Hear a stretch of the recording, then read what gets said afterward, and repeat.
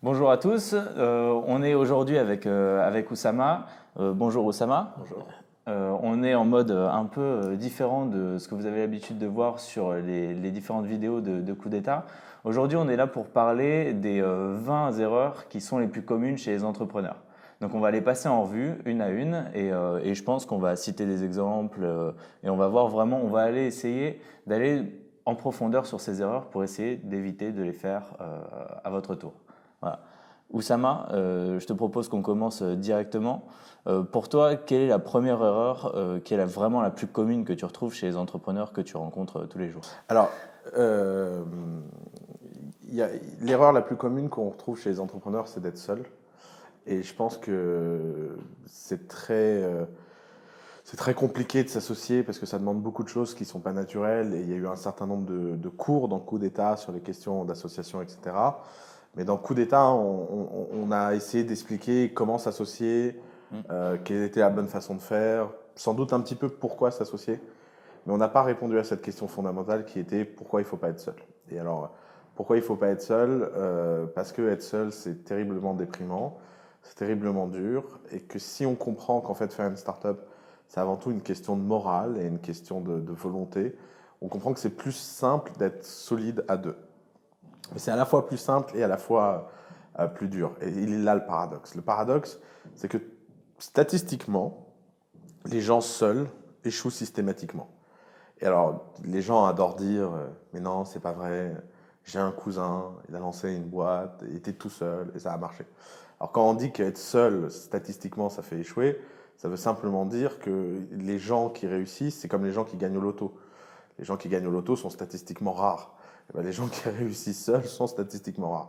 La norme quand on est seul, c'est d'échouer plus rapidement que la moyenne, de ne pas vraiment donner des chances au projet. La deuxième chose, c'est que, et là est le paradoxe, c'est que la première cause de faillite des startups à The Family, ou où que ce soit sur la planète, que ce soit à Y Combinator ou dans tous les endroits qui ont l'habitude de voir beaucoup de fondateurs, tout le monde sait que la cause principale d'échec des projets, c'est les disputes entre fondateurs. Voilà, les gens disent, mais ok, alors être seul, on échoue, mais la façon la plus commune d'échouer, c'est d'être avec la mauvaise personne. Et alors oui, parce qu'en fait, il est là le premier challenge d'un entrepreneur, c'est de réussir à faire rêver les gens. Si on est seul, ça veut dire qu'à un moment, on n'a pas réussi à convaincre ne serait-ce qu'un ami à venir tenter l'aventure avec soi. Comment on peut prétendre qu'on va réussir à convaincre le monde si on n'arrive pas à convaincre un ami? La deuxième chose, sur ces questions d'être seul, ce qu'on ne veut pas admettre et qui est pourtant horrible à regarder comme réalité, c'est que les gens seuls sont des gens qui ont toujours un gros problème de confiance en eux et dans les autres. En eux parce qu'ils ils sont emprisonnés dans leur solitude et dans le fait que c'est compliqué d'avoir quelqu'un, je ne sais pas si c'est la bonne, etc. Et puis dans les autres parce que s'associer avec quelqu'un, bah, c'est se mettre en danger et que c'est comme être dans un couple, etc. Et alors, je pense que l'analogie avec le couple est la bonne. C'est un peu comme prendre la décision de faire un enfant avec quelqu'un, ou le genre de décision de vie, se marier, je sais pas quoi, acheter une maison, ça doit même être pire qu'un enfant. Euh, Ce genre de décision suppose à un moment qu'on fasse confiance. Alors il y a des gens, ils mettent 10 ans à accorder leur confiance. Il y a des gens, ils mettent 6 mois à accorder leur confiance. Et il y a une étude statistique, moi, qui me fascine. Aux États-Unis, on a regardé combien de temps les gens mettaient à se marier et faire un enfant, et combien de temps leur couple durait. Et plus ils font un enfant rapidement, et plus ils se marient ou quelque chose rapidement, plus longtemps ils sont mariés, et moins le taux de divorce est fort. Et c'est très contre-intuitif. Ouais. Parce qu'on pourrait croire qu'en fait, il faut vachement bien vérifier la personne, il faut avoir une période d'essai longue. Mais les périodes d'essai dans la vie, c'est comme dans l'entrepreneuriat, ça n'existe pas. Moi, je pense que les gens qui mettent très longtemps à décider qui est leur amoureux, qui est la femme de leur vie, l'homme de leur vie, sont en fait des gens qui ont un profond manque de confiance ou qui n'admettent pas qu'ils n'ont pas trouvé la bonne personne. Et donc, ils préfèrent être avec la mauvaise personne qu'être seul. Et ça, c'est une caractéristique assez commune des gens qu'on observe tous. Et plutôt qu'être seul et donc d'être en disposition de trouver quelqu'un. Et c'est pour ça que la recherche d'associés, c'est un peu la même chose. Si on n'a pas trouvé l'associé, il vaut mieux commencer seul. Mais là où il y a un blocage, c'est qu'il faut admettre cette idée très contre-intuitive que même si on a été seul longtemps, même si on a fait des choses extraordinaires longtemps, le jour où on fera rentrer quelqu'un, on le fera rentrer à très haut niveau en capital. Moi, je vois des exemples qui me gonflent. C'est des gens qui ont travaillé un an et demi. Ils tombent sur la perle rêvée quand on leur dit est-ce que c'est le bon cofondateur? Ah oui, il est génial. Ok. Est-ce que tu as envie de travailler avec lui pendant les 10 prochaines années? Ah mais oui, il n'y a que lui qui comprend qui je suis aussi profondément. Ok, tu lui donnes combien? Bah là, j'envisage de lui donner entre 1 et 2% de la boîte. Parce que tu comprends, c'est moi qui ai eu l'idée. Tu comprends, ça fait un an que je travaille. Tu comprends, j'ai pas de clients, mais ça avance quoi. Et en fait, là, ça s'effondre parce qu'ils proposent ça aux gens. Et là c'est la déception. C'est un peu comme, je sais pas si vous avez vu ce film Crazy Stupid Love, où il y a cette scène incroyable où le type, elle croit qu'elle va être demandée en mariage, et le type lui offre un stage. Il dit, mais je croyais que tu allais me demander un mariage. Ah, mais tu comprends, pour ça, il faut que je réfléchisse. Et la fille lui dit, réfléchir sur moi.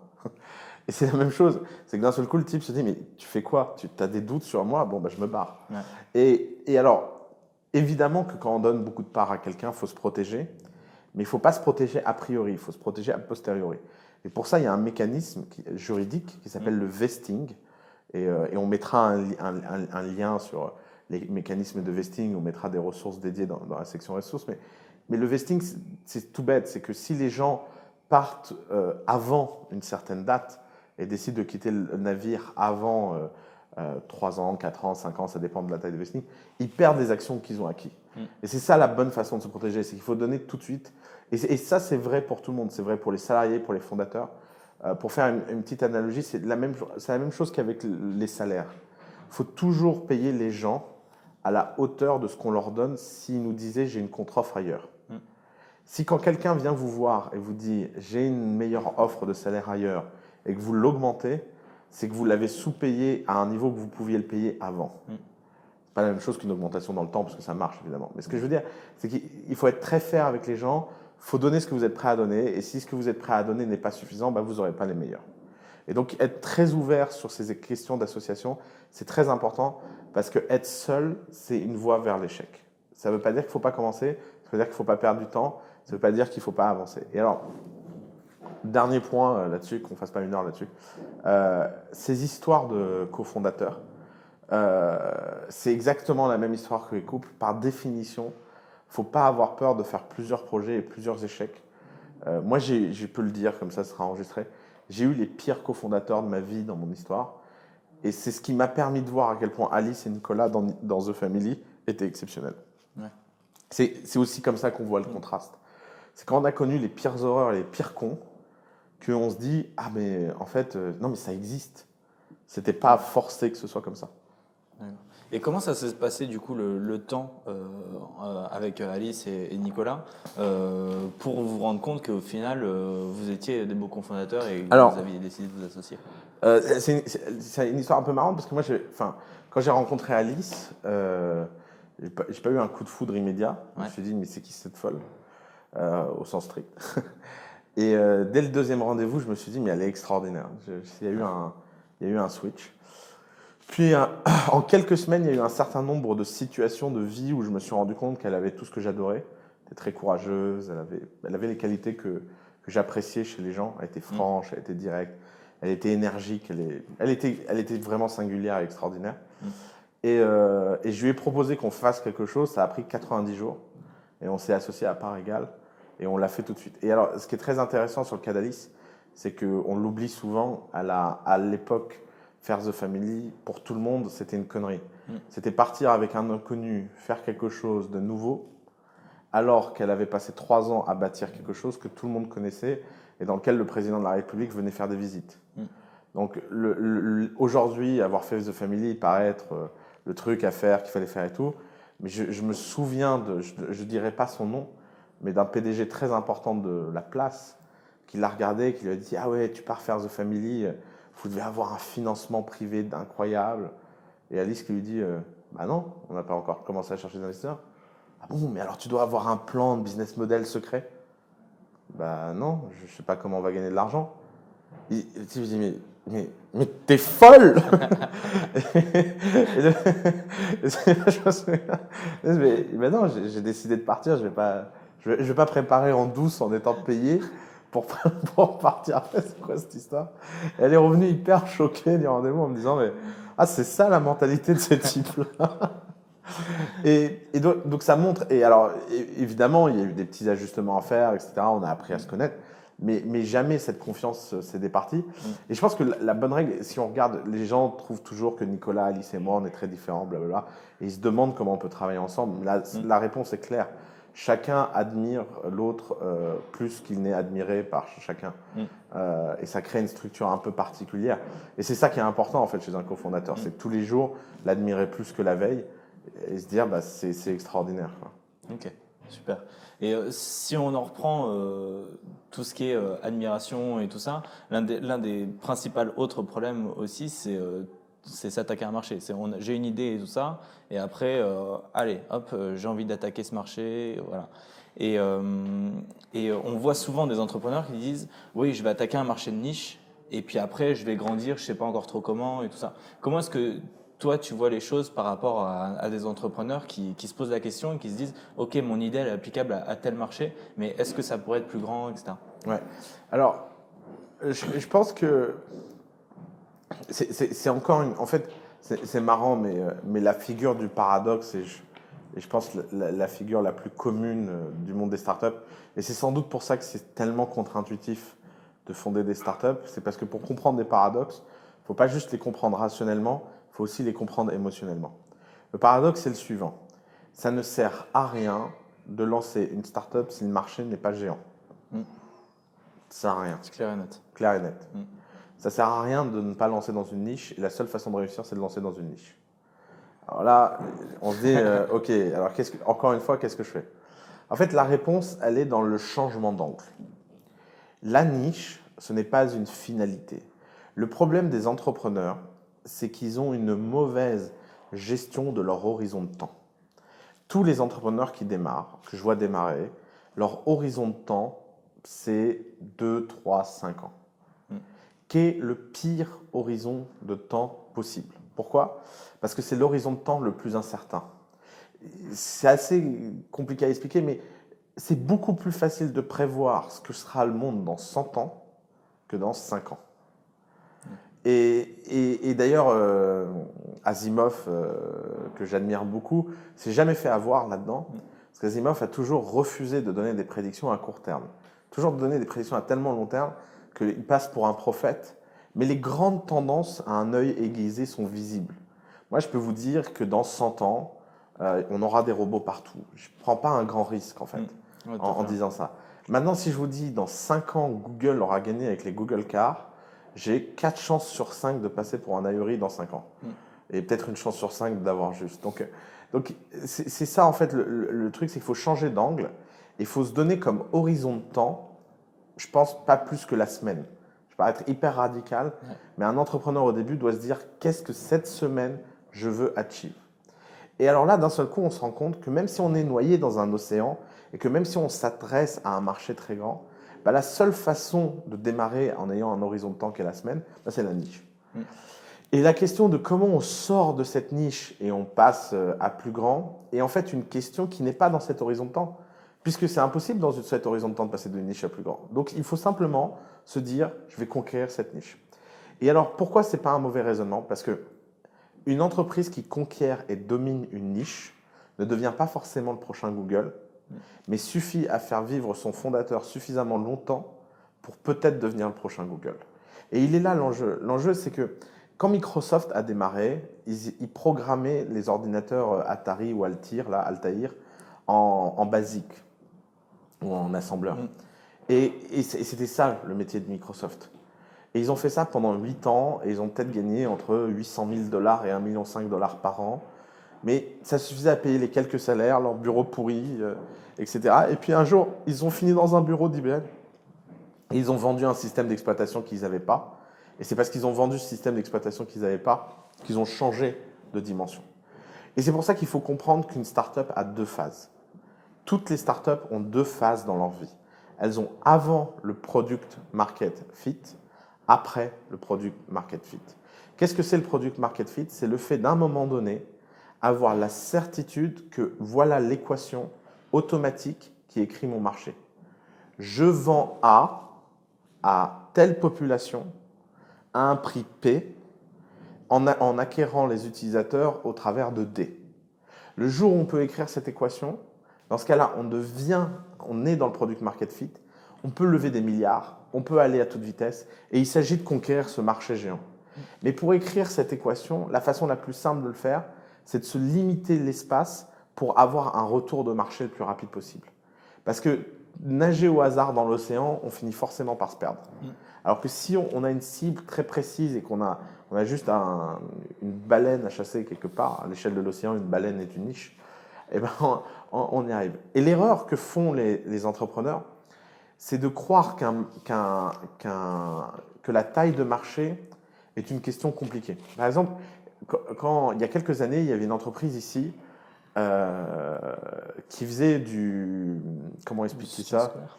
Non, pas du soutien scolaire, c'était plus, ça faisait du transcript vidéo. Donc, ça transformait les vidéos en SEO, etc.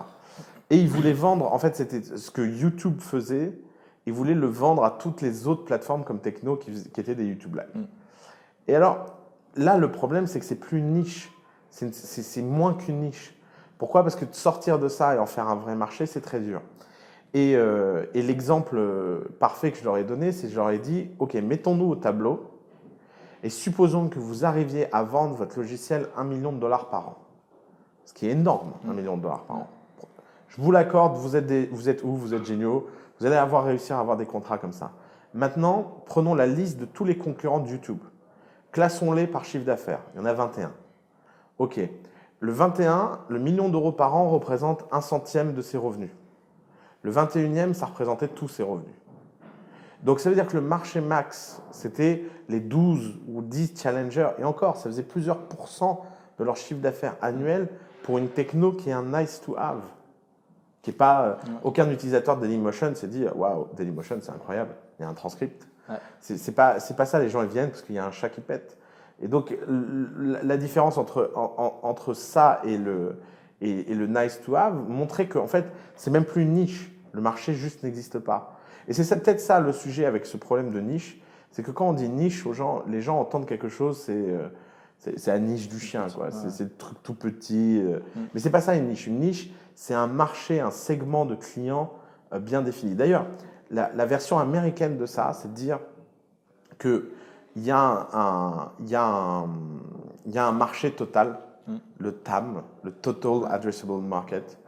Et en fait, à l'intérieur de ça, il y a un SAM, Serviceable Addressable Market, et tout au milieu, il y a la Target. Et j'aime bien cette idée de Target. Ouais. C'est de dire, dans ce grand cercle, je vais choisir un petit cercle parce que c'est là où je vais viser et c'est là où je vais voir s'il y a du répondant ou pas. Ça. Donc au final, c'est vraiment, au lieu de penser en niche, il faut vraiment penser en segment. Exactement. Et en se disant, OK, je vais aller viser ce segment que j'ai ultra bien défini et je vais passer mon temps à aller l'interviewer, à aller le comprendre, à aller connaître ses habitudes pour pouvoir l'adresser au final. Exactement. OK, super. Et c'est une des autres erreurs aussi qu'on peut retrouver commune chez les entrepreneurs, c'est justement de penser de segment en segment et rencontrer beaucoup de monde, beaucoup de ses clients. Ça peut aussi donner énormément de nouvelles idées à appliquer et au final se perdre. Et ça, j'aimerais bien avoir ton avis sur ce point de vue-là et comment est-ce qu'on peut rester vraiment focus sur son idée tout en ayant un foisonnement d'idées derrière. Alors, c'est une question très intéressante parce que c'est marrant, on va faire un paradoxe à chaque réponse. Le plus grand ennemi de l'entrepreneur, c'est le feedback et un entrepreneur qui n'écoute pas son marché, qui ne prend pas de feedback, est un entrepreneur mort. Alors, c'est un peu comme quand on mange quelque chose. Si on mange quelques fraises, c'est plutôt bon. Si on mange une bassine de fraises, on est malade. Et là, la question, le feedback, c'est ce qui doit permettre de savoir si on a raison ou tort. Mais ce n'est pas le feedback qui vous dira quoi faire. Parce que les gens, fondamentalement, ne savent pas quoi faire. Quand on demande à un type qui possède une Porsche, qu'est-ce qu'il a besoin dans sa voiture, il répond toujours la même chose. Ah, c'est génial comme voiture, mais si j'avais un peu plus de place pour les jambes, si le siège était un peu plus confortable, si j'étais un peu moins bas. Et en fait, le mec vient de te fabriquer une Volvo. Et si tu lui faisais ça, il n'achèterait jamais le prix d'une Porsche. Ouais. Et parce que les gens ne payent pas une Volvo le prix d'une Porsche. Donc, le feedback, finalement, il est là, il est comme un phare au loin, en fait. Il est là pour donner la direction et savoir est-ce qu'on est en train de naviguer dans le bon sens. Mais si on est sensible à l'opinion des autres et qu'on n'a pas de conviction par rapport à ce qu'on fait, bah, ça ne fonctionne pas. Alors là où il faut être très fort, c'est qu'il faut d'abord classer le feedback en 3 catégories. Il faut classer le feedback qui est dans sa cible et exclure tous les autres feedbacks. C'est-à-dire, il faut apprendre à ne pas écouter, ou du moins savoir le faire poliment, mais sans rien enregistrer, les gens qui ne sont pas dans la cible. Je peux donner mon cas à The Family. Je pense que ma boulangère croit savoir ce que je dois faire avec The Family. Le moindre entrepreneur qui rentre à The Family croit me donner du feedback. Mais par exemple, un entrepreneur de The Family qui me donne du feedback, la plupart du temps, j'en ai rien à foutre de son feedback. Pourquoi? Parce que la majorité des entrepreneurs de The Family ne sont pas en croissance. Moi, le seul feedback qui m'intéresse, c'est le feedback des gens qui réussissent. Ça peut paraître très paradoxal, mais ceux qui ne sont pas en réussite, ils ne comprennent pas. Et donc, tous les problèmes qu'ils me donnent sont en fait des problèmes pour orienter la structure du côté des startups qui ne fonctionnent pas. Mais les startups qui ne fonctionnent pas ne m'intéressent pas. Moi, je pars de cette philosophie qui est que The Family est là pour les startups qui fonctionnent et les autres, elles devraient itérer jusqu'à ce que ça fonctionne. Et donc, je pourrais être là quand un type dit « Ah, je suis mal accompagné, je ne vois pas assez souvent les partenaires, il est où mon soutien psychologique ?»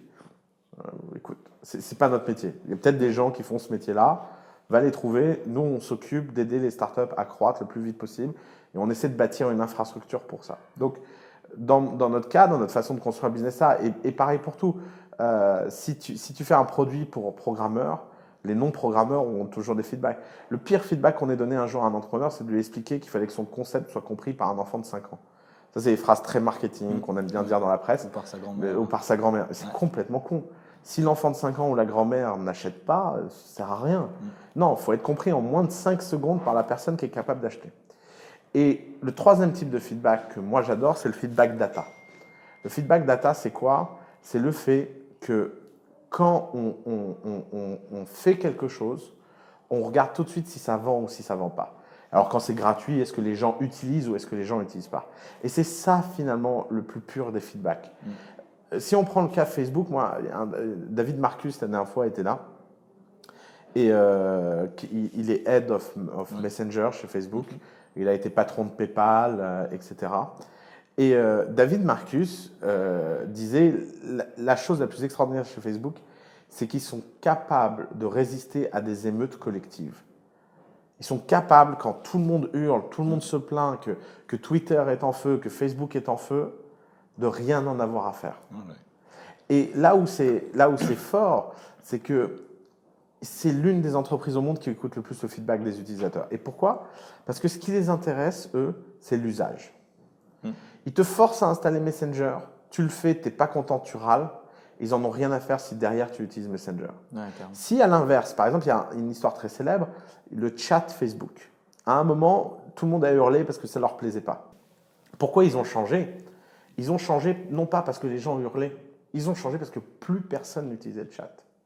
Et c'est là où il faut réussir à objectiviser le feedback et à l'absorber de la façon la plus objective possible. Ok. Et quelle est la limite justement entre le feedback et l'obstination? Parce qu'il y a un moment donné, il faut bien se rendre à l'évidence, soit mon marché n'est pas assez grand, soit mon idée n'est pas assez bonne, enfin, soit mon produit n'est pas assez bon pour concurrencer ça. C'est une très, très bonne question. Avant, elles étaient pourries, mais celle-là, elle est bien. Le feedback et la question de l'obstination, c'est qu'en fait, soit une startup fonctionne tout de suite, soit elle ne fonctionne jamais. Et ça, c'est sans doute le feedback le plus dur à prendre et qui vient de quelqu'un qui voit 400 startups par an, qu'on accompagne 200 et qui envoie une vingtaine réussir. C'est que success is obvious. C'est une des phrases que je répète le plus souvent. Je l'ai dit plein de fois dans Coup d'État. Et les gens, souvent, quand ils réussissent, ils viennent me voir et me disent « Ah putain, t'avais raison, c'est incroyable. » La différence que le succès a comme goût par rapport à l'échec. Est-ce que ça veut dire que success est immédiat? Non. Mais si vous lancez quelque chose et que vous n'avez pas de l'attraction, que vous n'avez pas de la croissance, ça peut être des tout petits chiffres, mais de la croissance. Si vous n'avez pas le sentiment que tous les jours, il y a plus que la veille, c'est tout simplement que ce que vous êtes en train de faire n'intéresse personne et il faut recommencer à zéro. D'accord. Et du coup, il faut définir ces critères de succès ou c'est des critères qui sont assez globaux? Le critère de succès, il est simple. Il faut prendre l'usage le plus en aval et voir s'il est en croissance ou pas. Par exemple, si on a un réseau social, il ne faut pas regarder le nombre de gens qui s'inscrivent. Ça, c'est pas intéressant. Il faut regarder combien de gens l'utilisent tous les jours. Si on a un site de e-commerce, il ne faut pas voir combien on a de visites, mais combien de gens achètent de produits. Et le chiffre d'affaires qu'on fait. Et en fait, si tous les mois, on ne constate pas qu'il y a une croissance et que c'est mieux, ça veut tout simplement dire que ça ne marchera jamais. Ça ne veut pas dire que ça peut mettre du temps à devenir significatif. Tu vois, je vais pas citer, il y a une start-up là chez nous qui loue des trucs. Et la première année, ils ont fait 8 000 € de chiffre d'affaires. 8 000 € de chiffre d'affaires. Mais ils sont passés de 0 à 8 000 €. Ouais. Et puis la deuxième année, ils en ont fait 80 000. Et là, la troisième année, ils en font 1 million. Alors, effectivement, on aurait préféré de passer de 0 à 1 million en un an. Mais il n'empêche, il y a de la croissance, il n'y a pas de raison. Ça veut simplement dire, il y a deux choses. Être dans la croissance ou pas être dans la croissance. Si on n'est pas dans la croissance, il faut arrêter. Et une fois qu'on est dans la croissance, la question c'est comment accélérer cette croissance. Et finalement, la différence, une bonne idée, c'est une idée en croissance. Une mauvaise idée, c'est une idée qui n'a pas de croissance. Et à l'intérieur du monde des bonnes idées, il y a les gens qui exécutent bien et il y a les gens qui exécutent mal. Si je reprends mon exemple du type qui loue des trucs et qui va faire 1 million cette année, je pense que si son exécution était meilleure et s'il y a 3 ans, il savait tout ce qu'il sait aujourd'hui, il l'aurait fait en 1 an, son million. C'est sûr. C'était simplement, et donc, comme c'est sa première boîte, il a mis 3 ans à apprendre ça, il a mis 3 ans. C'est la vie, il n'y a pas de... C'est pas le sujet en fait. Le sujet, c'est qu'effectivement, des gens exécutent mieux que d'autres, mais personne n'arrive à exécuter sur une idée qui n'a pas de marché et qui n'a pas de croissance. Donc, no team beat market. Et c'est aussi bête que ça en fait. Ouais, tout à fait. Et sur l'exécution et sur la croissance, on ne peut jamais tout faire tout seul.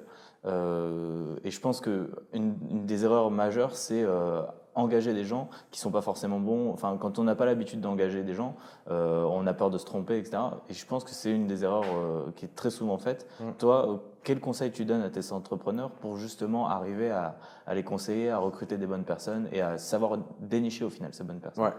Alors, c'est intéressant parce que un entrepreneur ne devrait jamais embaucher quelqu'un de moins bon que lui. Jamais. C'est une règle de base, elle est simple. C'est que si tu embauches quelqu'un qui, par définition, tu as l'impression qu'il est moins bon que toi, vaut mieux pas l'embaucher et faire soi-même. Donc, ça, c'est la première chose. La deuxième chose, il ne faut jamais embaucher quelqu'un dont tu n'as pas au moins fait le boulot pendant une semaine. Bonne règle de base. Parce que, en fait, quand on embauche quelqu'un dont on n'a jamais fait le boulot, on se fait arnaquer. Ce que j'appelle l'effet chaman. Tu as un type, il va dans la forêt, il bouffe des baies, il a plus mal au ventre. Il rentre, il y a un type qui lui dit « Ah, j'ai mal au ventre. » Ouais, va bouffer les baies, machin. Il revient, il dit « Putain, t'as des pouvoirs magiques. » Et là, c'est la naissance du chamanisme. Oui, j'ai des pouvoirs magiques. Et boum, j'ai pris le pouvoir dans le village. Parce que je sais quelque chose que tu ne sais pas. Et tout le monde a la tentation du chaman. Tout le monde, c'est humain en fait. Et donc, quand quelqu'un est en interview, il se rend compte que le type en face ne connaît rien, tu tombes sur le pipoteur qui va se mettre en toi. Donc, simplement faire mal le boulot pendant une semaine ou un mois, le type ne peut pas pipoter parce qu'on sait ce qu'il faut faire. Il suffit de le faire à 60% pour embaucher quelqu'un qui le fait mieux. Et on saura ce que ça veut dire mieux. Parce que si on l'a fait pendant une semaine, on a vu sa performance et on peut voir, on peut comparer rationnellement. La dernière chose, c'est que ces histoires d'embauche sont des histoires marrantes. Je ne sais pas pourquoi les gens sont tellement obsédés par embaucher des gens, comme si c'était des boîtes à papa, et qu'elles avaient 30 ans et qu'il fallait de la stabilité. Et il y a cette expression américaine que j'adore, c'est « vaut mieux louer de l'or qu'acheter de l'argent ». Et quand même des gens de talent disponibles, en freelance, hyper expérimentés, il y en a beaucoup. Moi, j'ai vu très souvent le cas. Par exemple, on a des gens dans notre réseau as a family, on a des CTO on demand, des CFO on demand, etc. On a une boîte, ils ont pris un CFO stagiaire en interne qui était en charge des BP, des modèles, etc. Parce qu'ils avaient des problématiques de BFR, de besoins en fonds de roulement assez propres. Ils ont pris un stagiaire qui sortait Sciences Po, Master Finance, qui donc n'avait jamais travaillé de sa vie. Il est arrivé chez eux, il était intelligent, il était volontaire, il était bon. Et 6 mois après, il n'y a pas un BP qui tourne et c'était le bordel. Je me suis énervé, et j'aurais dit, mais pourquoi vous avez fait ça? Ils m'ont dit, parce qu'un CFO part-time, c'est 800 € la journée. J'ai dit, ok, combien vous avez donné aux stagiaires? On dit, on lui a donné 1500 € par mois, c'est quand même beaucoup moins cher, fois 6 mois. Je dis, donc vous avez dépensé dans la fonction CFO 1500 € fois 6 mois, 9000 €. Ouais, 9000 €. Je dis, ok, alors vous allez prendre tel CFO part-time et vous allez juste le prendre 3 jours. Ils sont revenus 3 jours après, ils m'ont dit, c'est marrant, en 3 jours, il a fait plus que le type en 6 mois. Ouais. Et c'est ça le sujet. Le sujet, c'est que dans une start-up, ce n'est pas le temps de l'apprentissage. Il faut prendre des gens qui deviennent productifs très vite. Et que c'est rare d'avoir le temps. Pour avoir le temps, il faut déjà être une vingtaine d'employés, avoir des mentors internes, avoir des gens qui peuvent mettre les gens en process. Quand vous êtes quelques-uns, vaut mieux prendre un ingénieur qui produit 5 jours et payer une rack, mais avoir un truc fini et pouvoir exiger de la qualité parce qu'on a payé le vrai prix, plutôt que ne pas payer le vrai prix et de ne pas pouvoir exiger de qualité. Ce qu'on paye, on le possède. C'est ce que les gens oublient et c'est ce que les entrepreneurs oublient. Et elle est là le secret du recrutement. Le secret du recrutement, c'est qu'il n'y a pas de secret. Il faut bien payer les gens, il faut être fair et donc en échange, exiger beaucoup. Et si les gens ne sont pas à la hauteur, c'est qu'on s'est trompé. On vire, on comprend le pattern par lequel on s'est trompé et on ne recommence pas. D'accord. Et du coup, là, tu parlais justement d'exécution rapide. Comment est-ce qu'on fait pour exécuter rapidement, par exemple pour le lancement d'un produit ou pour le lancement de sa startup? Qu'est-ce que tu produis comme conseil sur j'attends que ça soit parfait comme produit, j'ai pas eu encore assez de feedback. Il y en a beaucoup qui se cachent derrière ces excuses-là, de dire ça fait très peu de temps quand même que je travaille sur mon idée, j'ai encore besoin de temps. Est-ce qu'il faut leur mettre un coup de pied au cul en leur disant si tu vends pas ton truc, c'est que ça sert à rien et du coup vends ton truc, ou plutôt construis ton produit et va voir des clients après? Encore une fois, c'est une question d'horizon de temps. Ouais. Si on se dit que tout doit avoir lieu en une semaine, par définition, la réponse est simple. Il faut fabriquer, vendre, etc.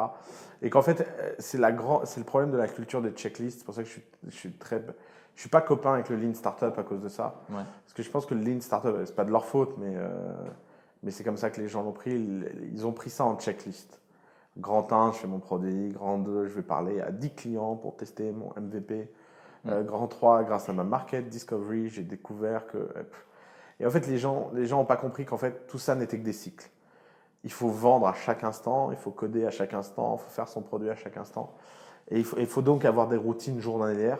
Il faut tous les jours faire un peu de tout ça pour avancer, en fait. Séparer les fonctions, etc. Alors après, il ne faut pas être con. Il y a des sujets où il y a besoin de technicité, il y en a où il n'y en a pas besoin, mais souvent les gens se racontent des excuses. Par exemple, hier, on avait une boîte dans la santé. Ça fait 1 an et demi qu'ils travaillent. Ils ont produit un PowerPoint en 1 an et demi. Alors, ils ont parlé à tout le monde. Ils ont rencontré l'élite, les médecins. Tout le monde leur a dit que c'était génial et ils ont produit un PowerPoint. Je leur ai dit, mais je ne comprends pas pourquoi vous ne lancez pas demain votre produit. Ah ben non, là, on a 1 an de développement. Ils voulaient sortir la bêta de leur produit en janvier prochain. Et je leur ai fabriqué leur produit en 15 minutes.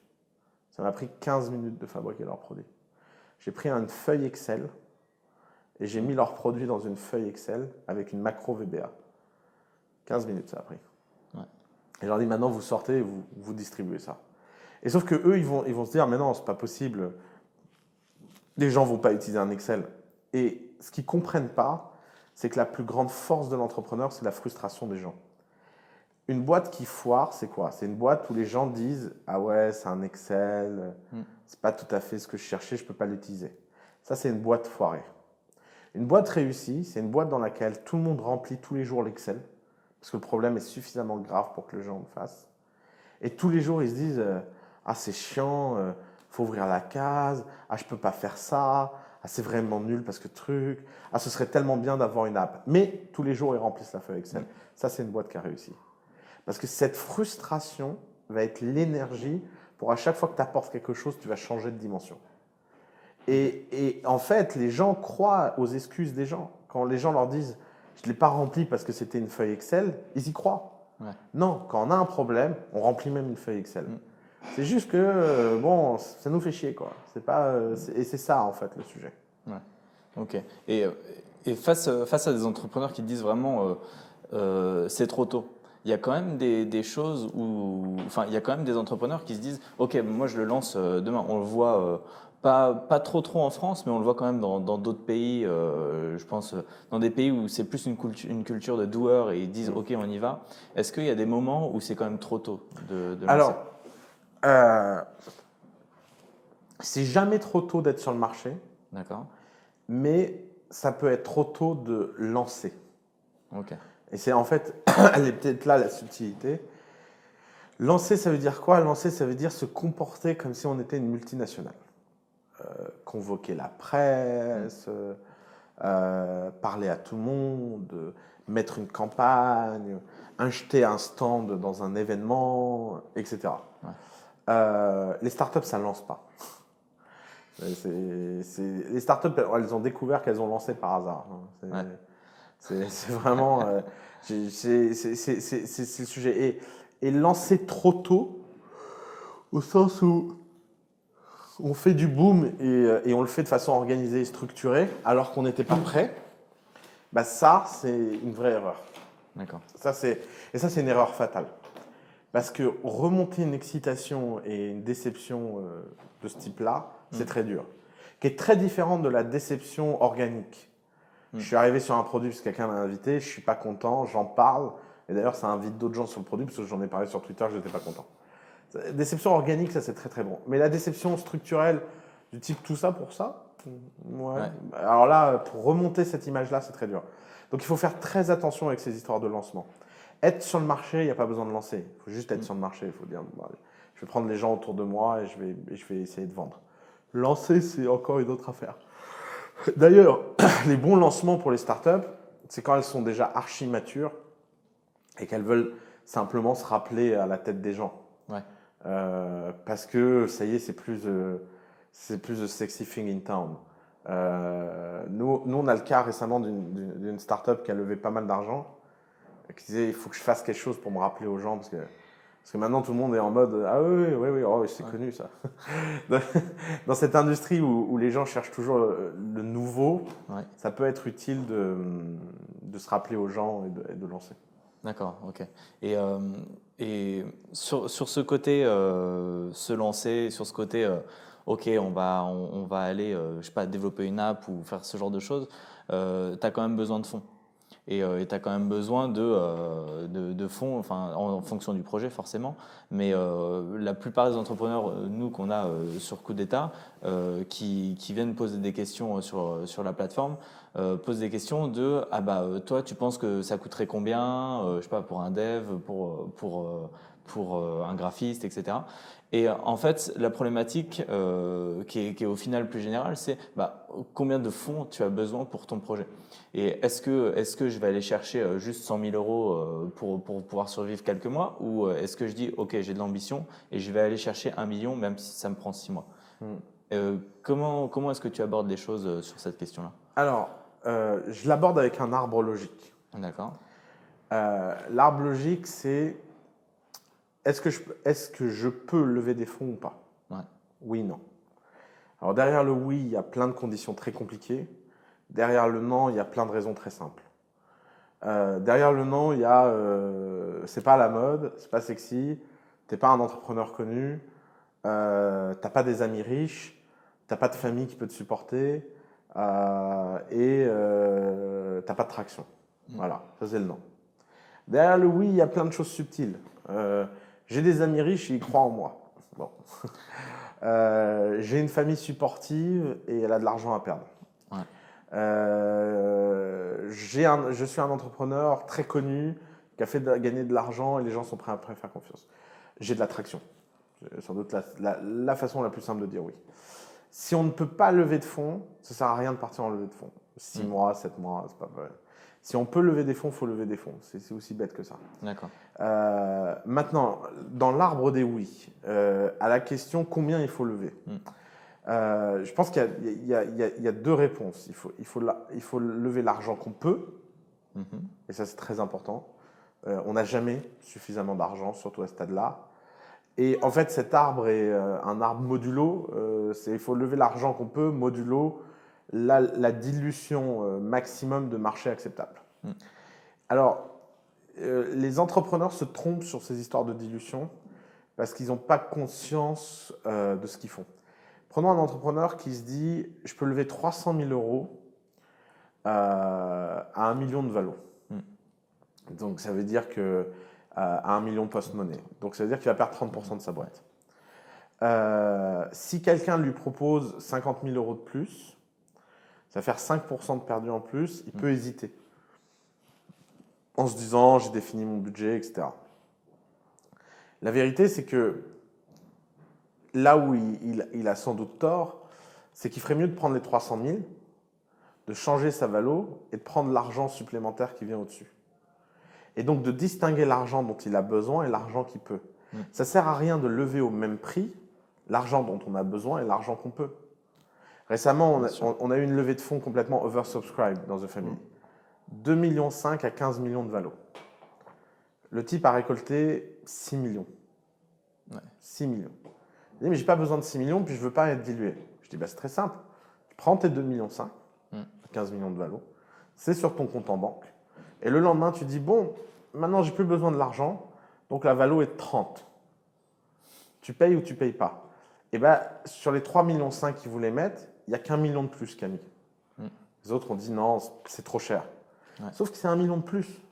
Et lever 3,5 millions, c'est quand même mieux que lever 2,5 millions. Et c'est là où les entrepreneurs sont idiots sur ces questions-là, c'est qu'ils pensent que leur boîte a une valeur à ce stade-là. Les boîtes n'ont pas de valeur.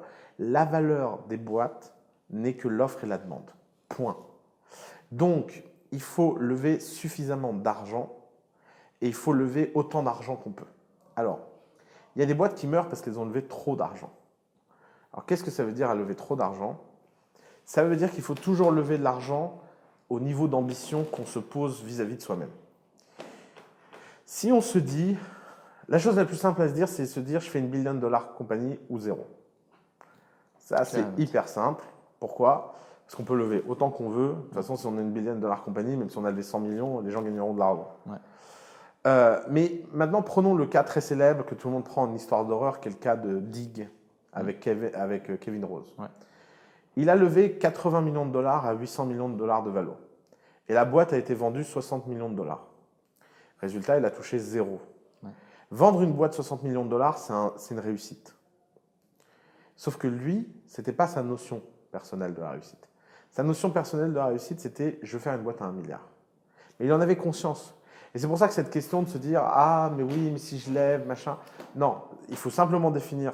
Et d'ailleurs, là où il a été idiot, c'est que si sa définition du succès, ce n'était pas de faire une boîte à 1 milliard, il aurait mieux fait de ne pas lever 80 millions et de vendre la boîte à ce moment-là. Oui, tout à fait. Et c'était ça, en fait, le sujet. Donc, le risque de lever trop d'argent est un risque relativement fantasmagorique à l'échelle française. C'est un risque très américain parce que là-bas, on peut mettre 30 millions sur une boîte parce que des mecs se sont excités. Prenons Slack. Slack a levé 120 millions de dollars, 1 milliard de valo. Bon, bah, c'est simple. Si Slack ne vaut pas 10 milliards, les fondateurs, je pense, ils auront que leurs yeux pour pleurer. Oui, tout à fait. Mais c'est parce qu'ils sont in big game. D'abord, ils sont déjà riches, ils s'en foutent. Donc, c'est pas, c'est une autre dimension. C'est une dimension qui n'existe pas beaucoup. Et on n'imagine pas à quel point. Alors, sans doute, moi, je pense que le meilleur conseil à donner, c'est il faut lever autant d'argent qu'on peut et le dépenser comme si on n'en avait pas.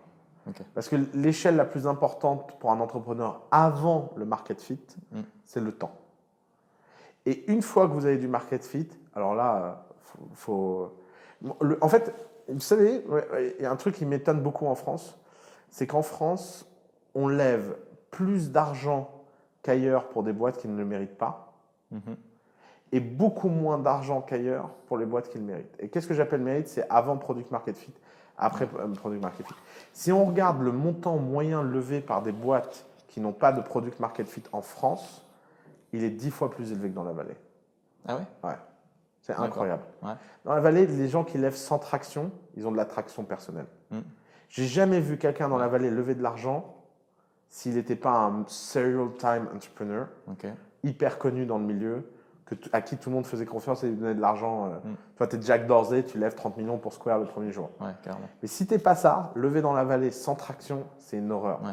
Et leur définition de la traction, ce n'est pas la nôtre. Ah ouais, qu'est-ce que c'est? Bah, je pense que c'est 20 fois la définition française.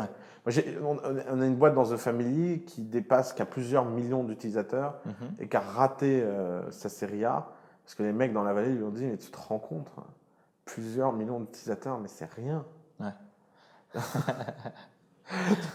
Alors qu'ici, on serait excité. Alors ici, on serait excité. Ouais. Et c'est un autre rapport au truc. C'est pour ça que c'est d'ailleurs un grand drame en fait de l'écosystème français, c'est que tout le monde reçoit à peu près la même somme.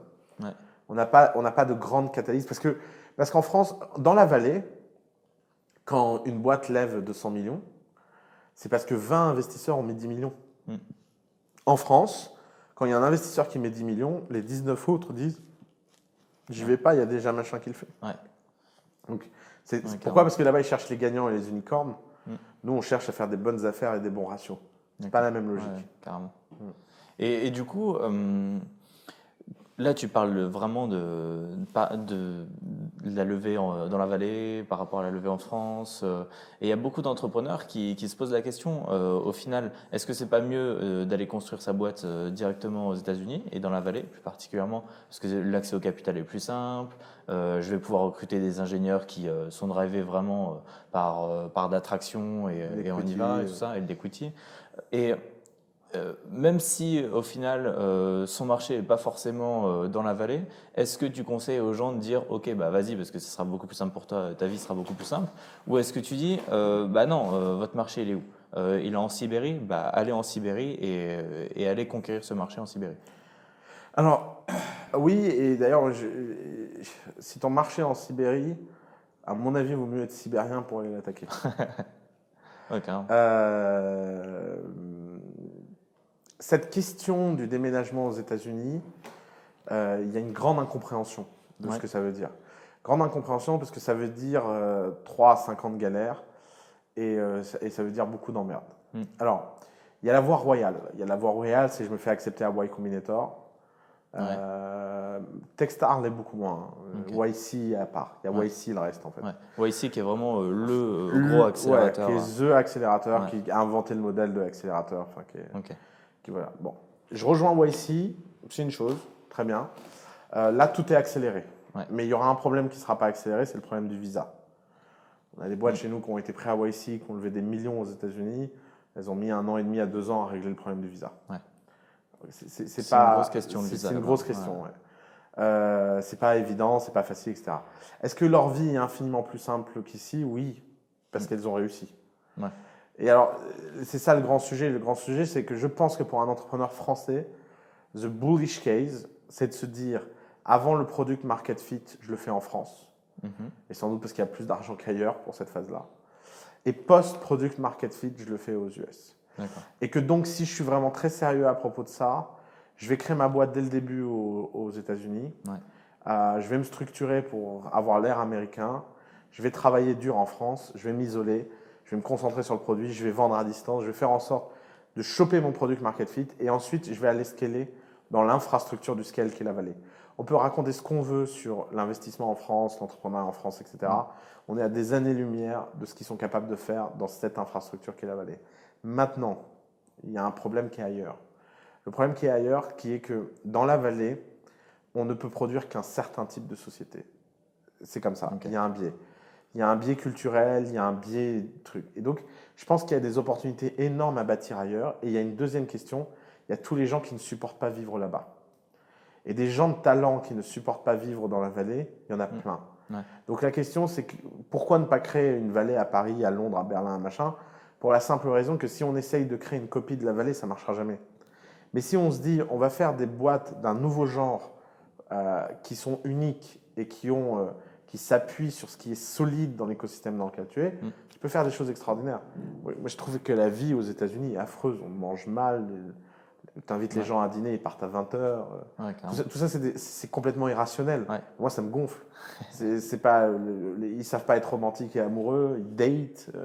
J'ai jamais rien compris au date. Tu suives les 3 jours. Les 3 jours, machin. Non, mais tu vois, quand on est profondément français, comme quand on Ouais. s'appelle Oussama, euh, c'est franchement, on se dit, mais c'est une autre planète. Ouais. Donc, c'est la première choix qu'il faut faire dans sa vie, c'est où on a envie de vivre. Une fois Ok. qu'on a choisi ça, ça détermine qu'est-ce qu'on peut faire et qu'est-ce qu'on ne peut pas faire. Et une fois qu'on a compris ce qu'on peut faire et ce qu'on ne peut pas faire, il n'y a aucune raison de ne pas bâtir une billion-dollar compagnie. Ok. Et de plus en plus. Ouais. Je veux dire, de plus en plus, l'accès au talent, au capital. Et quand on fait une boîte qui est product market fit, l'argent, il vient. C'est pas, Criteo est un bon exemple de ça. Mm. Ouais, au final, il n'y a Personne pas à s'est se poser dit, la bonne question. personne s'est dit Criteo est français, je vais pas mettre d'argent. Ouais, tout à Non, c'est juste qu'ils gagnaient déjà, je sais pas combien de millions de dollars par an.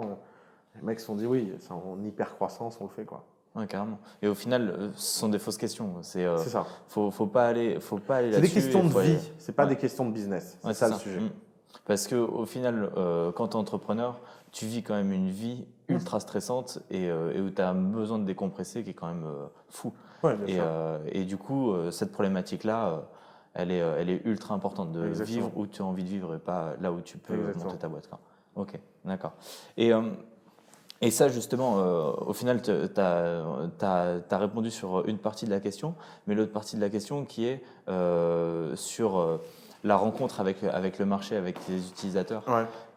Est-ce que délocaliser tes utilisateurs et ton segment d'utilisateurs, c'est quelque chose qui est faisable?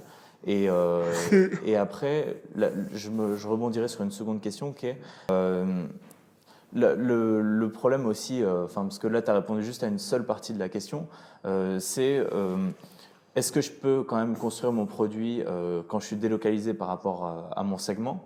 Et comment est-ce que j'évalue bien le fait que je connais bien mes utilisateurs? Il y a toujours cette problématique de ouais, il faut que tu saches ce qu'ils font dès qu'ils se lèvent, il faut que tu saches qu'est-ce qu'ils mangent le matin, quand est-ce qu'ils vont, combien de fois ils vont aux toilettes par jour, enfin voilà, plein de choses comme ça. Toi, quel est ton avis? Jusqu'où on doit connaître son utilisateur Alors, et son segment cible? Je pense qu'il faut distinguer deux choses.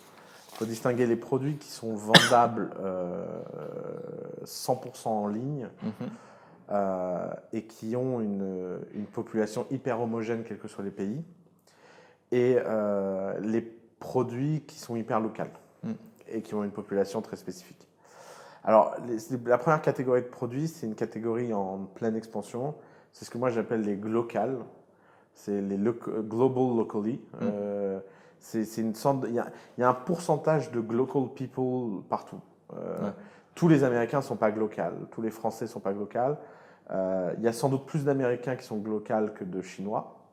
Mais même en Chine, il y a un pourcentage de glocal. Alors, qu'est-ce que c'est faire un produit glocal?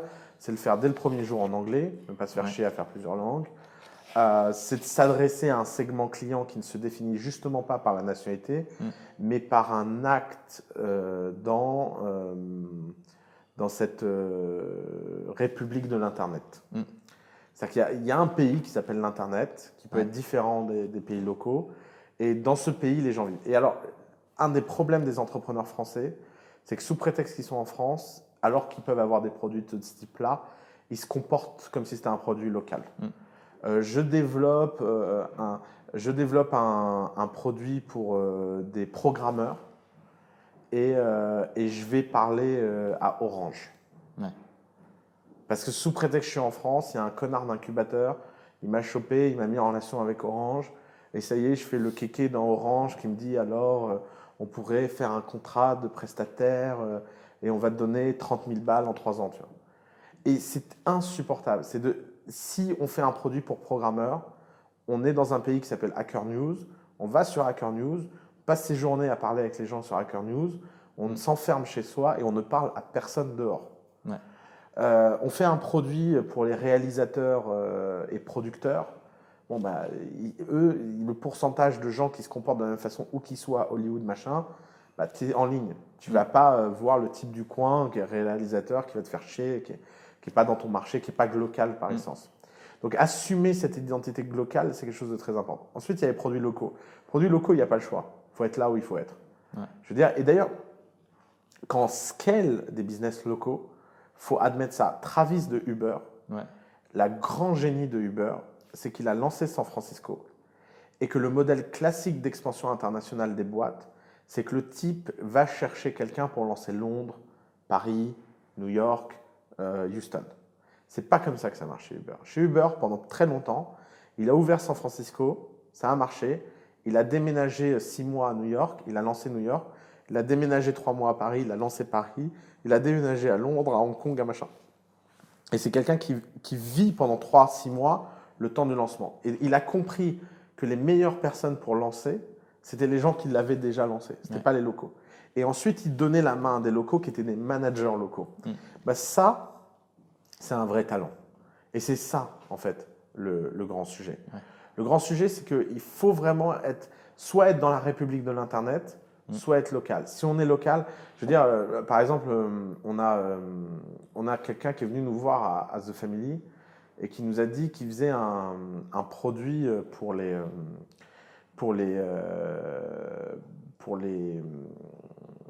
un produit de nettoyage qui était très américain. D'accord. Alors, je ne peux pas expliquer plus. C'est un mauvais exemple, mais tant pis, je vais assumer.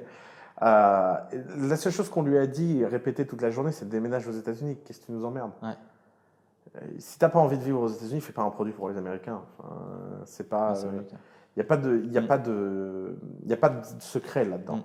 Par contre, on peut par exemple, l'exemple Sparrow est un exemple incroyable. Sparrow, moi j'ai cru que Dominique Leka vivait à San Francisco pendant 3 ans. Dominique Leka, qui est le fondateur de Sparrow. Okay.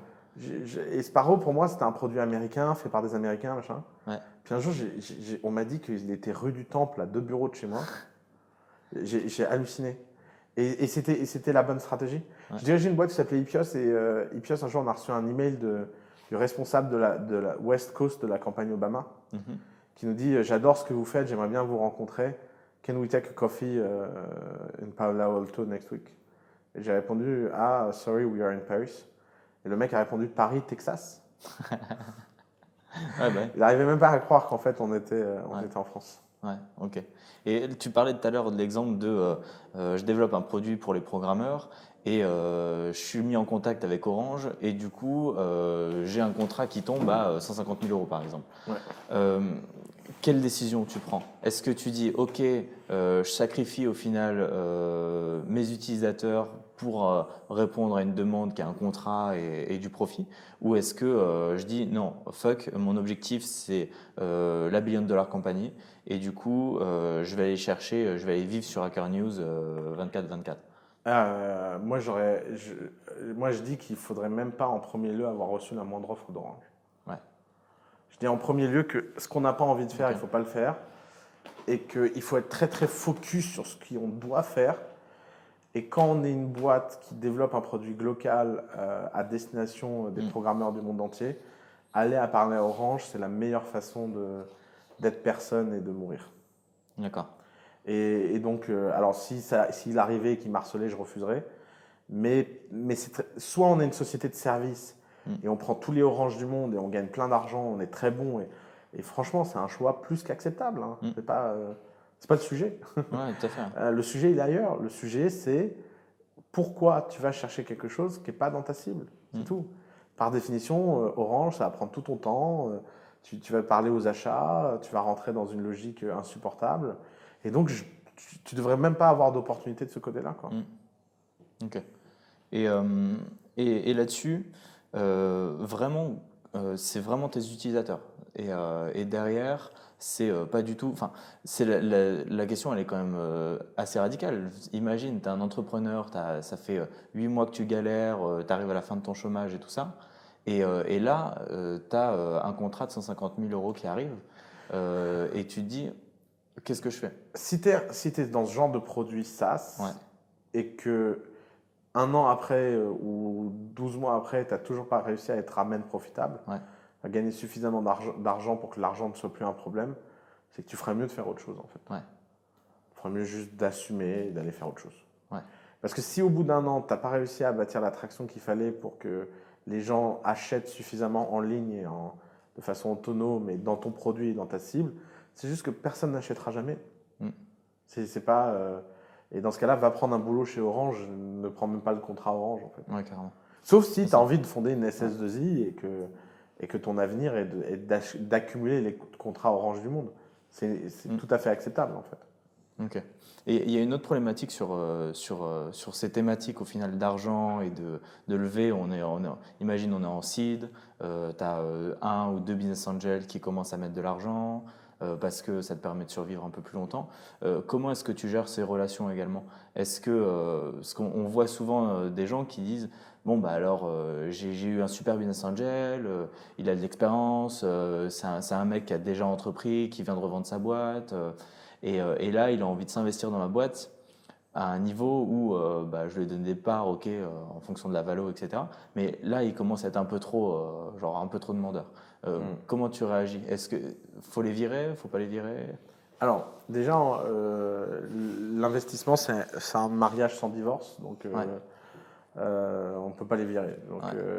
Donc il y a des choses assez fondamentales à comprendre sur la gestion des relations investisseurs, et c'est vraiment l'une des causes de faillite des startups, c'est la mauvaise relation investisseur. Donc que l'investisseur soit le bon ou pas, c'est plus un problème, il a investi. Maintenant, il y a trois choses qui comptent: la transparence, la transparence, la gestion des rapports de force et la fairness. La transparence, parce qu'il faut tout leur dire, ce qui va pas, et il faut prendre une forme de communication suffisamment régulière, transparente et forte pour développer quelque chose qui aille dans ce sens-là. Ok. Et qui crée du confort et les gens se disent c'est bon. La deuxième chose, c'est qu'il faut absolument, et ça c'est plus qu'essentiel, comprendre que le rapport de force, c'est pas parce que la personne a mis de l'argent qu'il a le moindre droit sur l'avenir de la boîte. Il faut écouter, il faut prendre note, mais quand on n'est pas d'accord, on n'est pas d'accord et on passe à autre chose. Ok. C'est pas la peine de rentrer dans un débat, et il faut surtout jamais les mettre dans une position.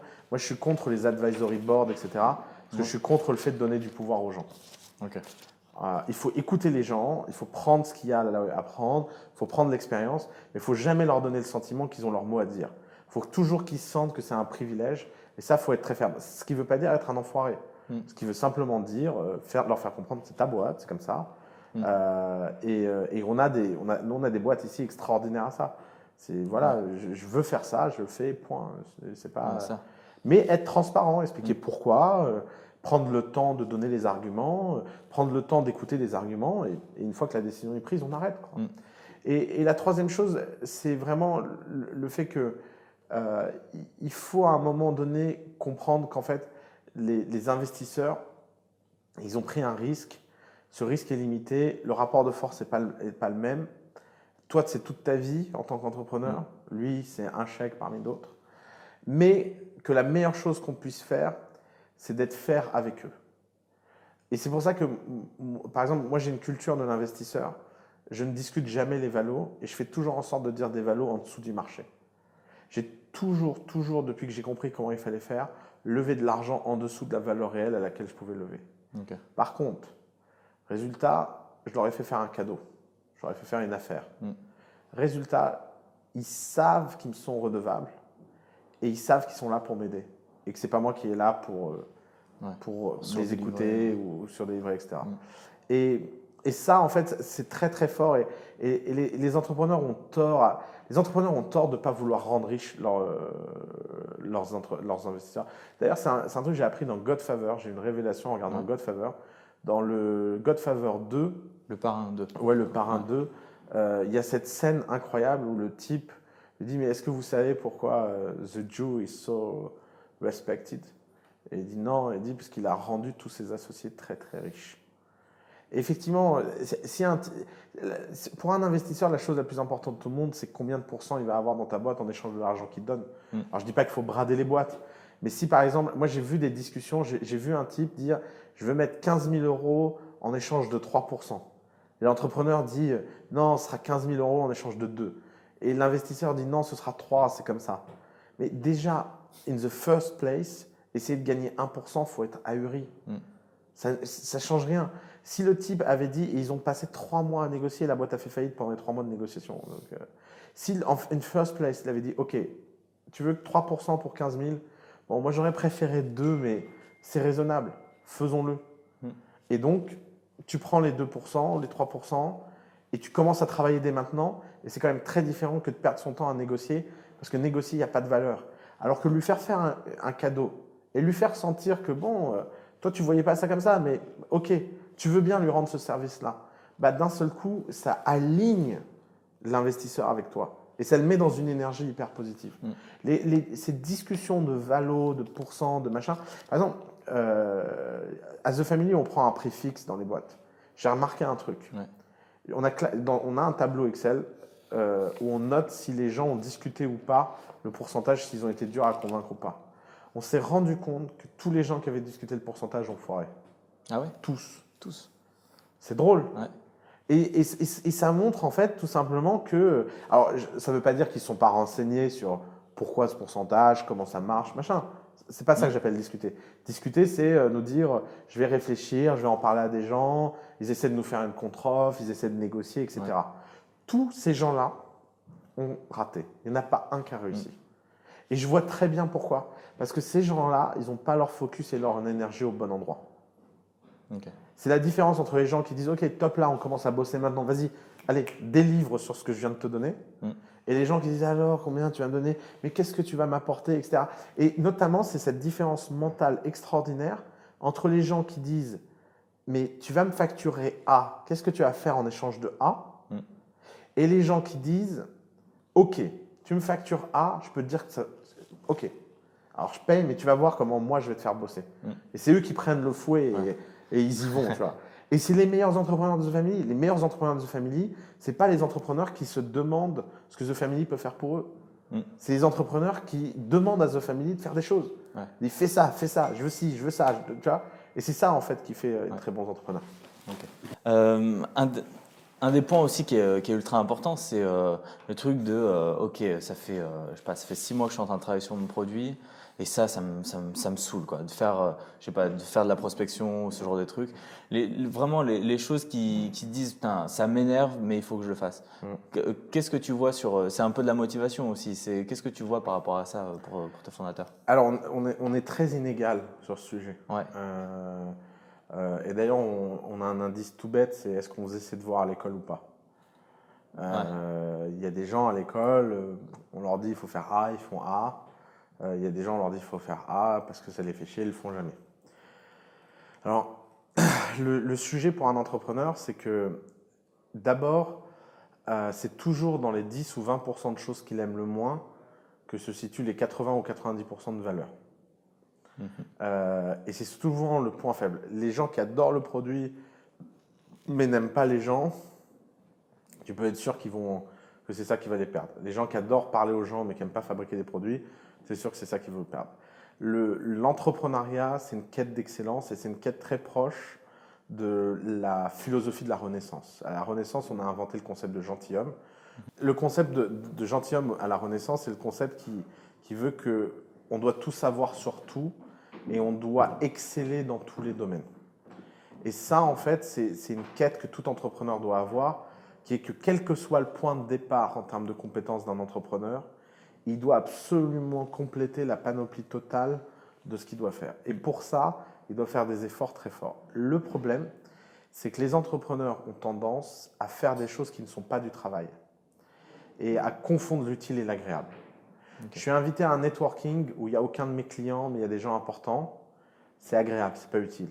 Est-ce que ça veut dire qu'il ne faut jamais faire de choses agréables? Non. Moi, je prends des vacances. J'adore les vacances. Mais je sais ce que c'est des vacances. Et je ne me raconte pas quand je suis en vacances que je suis en train de produire de la valeur pour The Family. Non, je suis en vacances. Et quand je suis invité à l'Élysée par Hollande pour aller manger des petits fours, je trouve ça fun. Tu vois. Marrant d'aller à l'Élysée, tu te prends en selfie. C'est pas du travail, c'est des vacances. Et ça a exactement le même statut. Le drame, c'est tous ces entrepreneurs qui pensent que tout ça, c'est du travail. Et il y en a plein. Il y a plein d'entrepreneurs qui se défendent, qui se définissent par le networking, qui pensent que leur boulot, c'est d'aller networker, voir des trucs, des machins.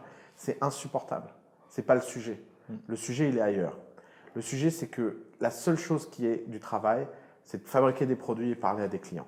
Point. Que ce soit en ligne ou hors ligne. Et c'est ça, en fait, l'objectif.